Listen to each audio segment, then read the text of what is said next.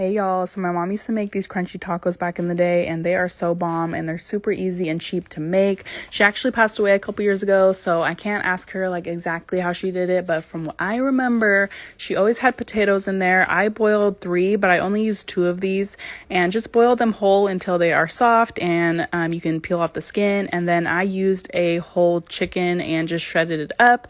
You can use leftover chicken, leftover whatever type of meat. That's what my mom always did. And then I added a can of tomatoes just for flavor and texture, and just a whole bunch of seasoning.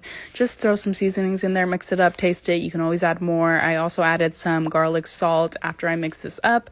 And then, yeah, it is gonna look like this. Doesn't look that cute, but I promise it's gonna taste bomb. And then you want to heat up some tortillas. This is how I do it.